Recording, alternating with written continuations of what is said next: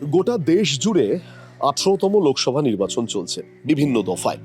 তৃতীয় দফা অতিক্রান্ত, চতুর্থ দফার ভোট আসন্ন।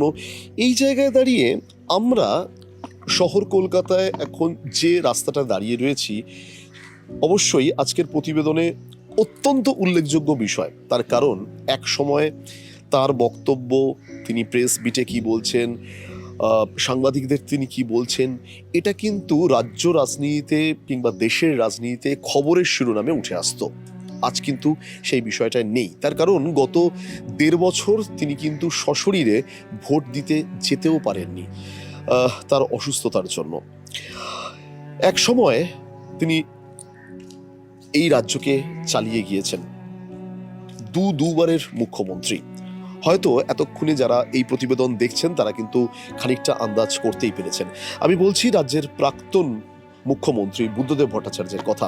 আমরা বালিগঞ্জের এই জায়গায় দাঁড়িয়ে রয়েছি, 59 পাম এভিনিউ। বাড়ির অ্যাড্রেস শুনে এবং বাড়িটা এই মুহূর্তে আপনারা দেখতে পাচ্ছেন, আপনারা বুঝতেই পারছেন আমি বুদ্ধদেব ভট্টাচার্যের সেই ফ্ল্যাটের কথা বলছি। সেই ফ্ল্যাট বাড়ির একদম সামনে রয়েছি। আমার চিত্রগ্রাহক যিনি রয়েছেন তিনি যতটা সম্ভব ক্লোজে দেখানোর চেষ্টা করছেন। সেই যে ঘরটি, যেটা কিন্তু আজ জানলাবন্দি, এইখানেই কিন্তু বুদ্ধদেব বাবু কার্যত থাকছেন 24 ঘন্টা। বেশ খানিকটা অসুস্থ, হ্যাঁ, তিনি হয়তো চোখে দেখতে পাচ্ছেন না, কিন্তু তিনি সবকিছু রাজ্য রাজনীতির তিনি খবর নেন, ভোট রাজনীতির তিনি খবর নেন। কিছুদিন আগেই দক্ষিণ কলকাতার সিপিএম এর যিনি প্রার্থী সায়রা সাহা আলিম, তার আশীর্বাদও নিয়ে গিয়েছেন। মীরা ভট্টাচার্য, বুদ্ধবাবুর স্ত্রী, তিনি কিন্তু সারাক্ষণ তার পাশে আগেও ছিলেন, আজও তিনি আছেন।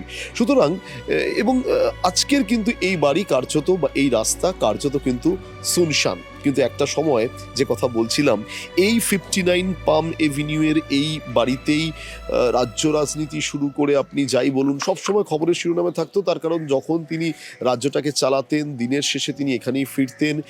সেই সাদা পোশাক, সাদা পাঞ্জাবি, সাদা ধুতি, এটাই তার কিন্তু পরনে ছিল।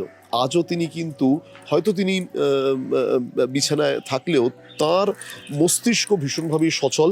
তিনি কিন্তু ভোট রাজনীতির খবর নেন, গোটা রাজ্যে বামফ্রন্টের অবস্থান নিয়ে তিনি খবর নেন, এবং আজও বুদ্ধবাবুর বক্তব্য বামেদের কাছে শিরোধার্যর মতো। আপনারা জানেন যে কিছুদিন আগেই এআই তথ্য প্রযুক্তি ব্যবহার করে বাম কর্মী সমর্থকরা তারা বুদ্ধবাবুর যে বার্তা তারা কিন্তু সোশ্যাল মিডিয়ার মাধ্যমে পৌঁছে দিয়েছেন সর্বসাধারণের কাছে। আমি এই মুহূর্তে সেই গাড়িটিও একটুখানি দেখানোর চেষ্টা করব। WV06002 WV06002 সাদা সাদা সাদা যে অ্যাম্বাসাডার, সেই অ্যাম্বাসাডার করে একটা সময় বুদ্ধবাবু যাতায়াত করতেন। সেই অ্যাম্বাসাডার আজও তার কিন্তু ফ্ল্যাটের এই জায়গায় দাঁড়িয়ে রয়েছে। আজও তিনি যখন যখনও তিনি বেরোন এই অ্যাম্বাসাডার করেই তিনি কিন্তু যান। এবং একদিকে নিরাপত্তার বলয় রয়েছে, পুলিশ কর্মীরা তারা রয়েছেন। এবং এই জায়গায় আমি কার্যত এই জায়গার কথা যেটা বলছি, বালিগঞ্জের পাম Avenue, 59 palm Avenue, flat number 1, এই সেই ফ্ল্যাট যেখানে তিনি কিন্তু আজ থাকেন। এবং স্বাভাবিকভাবেই যখন এই ফ্ল্যাটের ছবি আমরা দেখাচ্ছি তখন কিন্তু ইতিহাস বারবার ঘুরে ফিরে আসছে। সিঙ্গুর আন্দোলন, বিরোধীদের তৎকালীন সময়, শালবনির কারখানা, এবং শালবনিতে যাওয়ার সময় কিভাবে বুদ্ধবাবুকে অ্যাটাক করা হয়েছিল, সেই সমস্ত কিছু। পাইলট কার সামনে ছিল বলে কার্যত সেই সময় প্রাণে বেঁচে গিয়েছিলেন রাজ্যের প্রাক্তন মুখ্যমন্ত্রী। আমি এই জায়গাটা একটুখানি আপনাদের দেখানোর চেষ্টা করব, এবং আমার সঙ্গে যিনি চিত্রগ্রাহক রয়েছেন তাকেও একটু আসতে অনুরোধ করব। এই জায়গাটা হচ্ছে প্রবেশ পথ। বুদ্ধবাবু এখান থেকেই সেই দিনও বেরোতেন, আজও তিনি বেরোন। কিন্তু ওই যে বললাম তিনি ভোট দিতে যেতে পারেন না, কিন্তু ভোটের খবর সব কিছু তিনি আজও কিন্তু গড়েন। আমি এই জায়গায় আসছি, আমার সঙ্গে যিনি চিত্রগ্রাহক রয়েছেন তাকে একদম বলবো, লেটার বক্সে আজও কিন্তু শ্রী বুদ্ধদেব ভট্টাচার্য লেখাটা জল করছে। আপনারা দেখতে পারবেন শ্রী বুদ্ধদেব ভট্টাচার্য, শ্রী এবং শ্রীমতী বুদ্ধদেব ভট্টাচার্য, ফ্ল্যাট 1-এ, ব্লক H, 59 পাম এভিনিউ। এই জায়গায় কিন্তু বুদ্ধবাবু আছেন। মুখ্যমন্ত্রী নামটা হয়তো মুছে চলে যায়, অফিসিয়ালি মুছে যায়, কিন্তু বুদ্ধদেব ভট্টাচার্য নামটা কিন্তু আজও রয়ে গেছে। এই জায়গা থেকে এসে এই সিঁড়ি গিয়েই ফার্স্ট ফ্লোরের একেবারে বাঁ দিকে তিনি থাকেন। তো এই হচ্ছে ব্যাপার।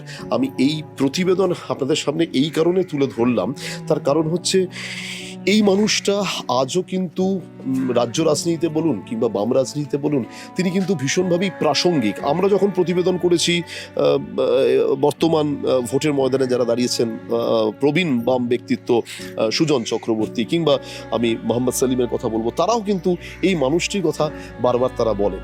এবং আজও কিন্তু যারা বাম মনোনীত প্রার্থী তারা কিন্তু বুদ্ধদেব বাবুর আশীর্বাদ নিয়ে যান এবং তিনি কিন্তু জয়যুক্ত হবেন, আপনারা এই আশীর্বাদ তিনি কিন্তু করছেন। অর্থাৎ তার একটা আশীর্বাদ বামেদের কাছে ভোটের যুদ্ধের ময়দানে ভগবানের আশীর্বাদের মতো। কিন্তু ভগবান কার্যত আজকের ঘরবন্দি, তিনি সূর্যের আলো চোখে লাগাতে পারছেন না। তার দীর্ঘায়ু আমরা কামনা করছি, তার সুস্থতা কামনা করছি। বুদ্ধবাবু তিনি ঘরবন্দি থাকলেও, তিনি বিছানায় থাকলেও তিনি যে আছেন এবং আমরা সস্ত্রীক তিনি যে থাকছেন, সুতরাং তার সুস্থতা কামনা করছি। এবং আগামী দিনে তার আশীর্বাদ নিয়েই বাম প্রার্থীরা যে ভোটের যুদ্ধের ময়দানে কার্যত এগিয়ে যাবে সেটাও কিন্তু আমরা বুঝতে পারলাম। আমরা ওই জন্য আজকের যখন ভোটের ময়দানে, রাজ্য রাজনীতির ময়দানে বিভিন্ন জায়গায় প্রচার, বক্তব্য, পাল্টা বক্তব্য, এই সব নিয়ে বিভিন্ন দিক উঠে আসে, তখন এই 59 পাম এভিনিউর বর্তমান ছবিটা কেমন একটা ছোট্ট প্রতিবেদনের মাধ্যমে আপনাদের সামনে তুলে ধরার চেষ্টা করলাম। কার্যত শুনছেন আর 5টা সাধারণের মতো বুদ্ধবাবু যারা বিগত দিনেও ছিলেন, আজও তিনি আছেন। সুতরাং তার বাড়ির চৌহিন্দির যে ছবিটা দেখলেই বুঝতে পারছি নিরাপত্তার বলায় একেবারে যতটুকু না রাখলে নয়, কিন্তু কোনো রকম এক্সট্রা কোনো নিরাপত্তা নেই। তার কারণ তিনি আর 5টা সাধারণ মানুষের মতোই জীবনযাপন করছেন। আজও তার বাড়ির সামনে 0002 এই সাদা রঙের অ্যাম্বাসাডারটি দাঁড়িয়ে রয়েছে। বুদ্ধবাবু সুস্থ থাকুন, ভালো থাকুন, এই কামনা করেই আজকের এই প্রতিবেদনের ইতি টানলাম। আপনারা দেখতে থাকুন বাংলার পালস টিভি। সামনে লড়াই, এ লড়াই লড়তে হবে, এ লড়াই জিততে হবে। ধন্যবাদ।